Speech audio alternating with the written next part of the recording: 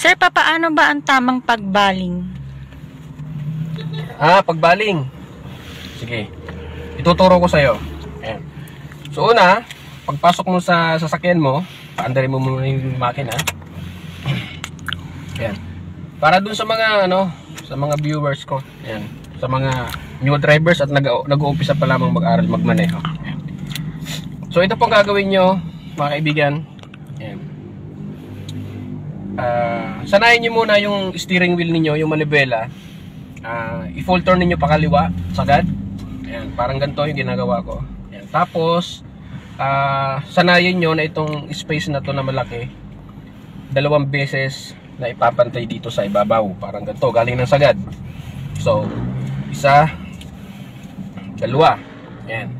So, pag nasanay ninyo na yan, pwede na kayo makabaling or makapag U-turn na maayos. Ayan. So, ganito lang gagawin nyo mga kaibigan. So, dito kayo sa side, sa gilid. So, magbigay kayo ng signal.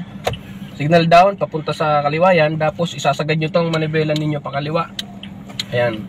Para maka-U-turn tayo pabalik. So, kailan nyo to ididiretso, kailan nyo ibabalik ng 2 beses yung steering wheel dito. Kailan? Kapag yung harapan ninyo ay nandun na sa opposite direction.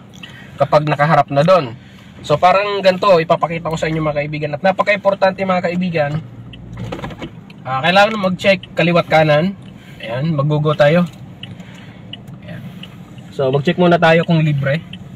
Ayan, so padaanin muna natin itong mga sasakyan. So, ibabalik ninyo ito mga kaibigan. Ayan, so panoorin nyo po ito. Itong space na to, 2 beses ipapantay dito kung nakaharap na ang inyong sasakyan doon sa opposite direction. So, mag-go pa tayo.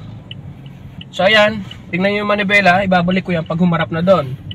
So, 1, 2. Ayan, so importante po mga kaibigan, mabilis po yung pag-ikot, no? Mabibilangan nyo kaagad ng 2 beses na mapapantay nyo dito kapag yung harapan ng kotse nyo, ng sasakyan ninyo ay nakadiretso na dun sa opposite direction.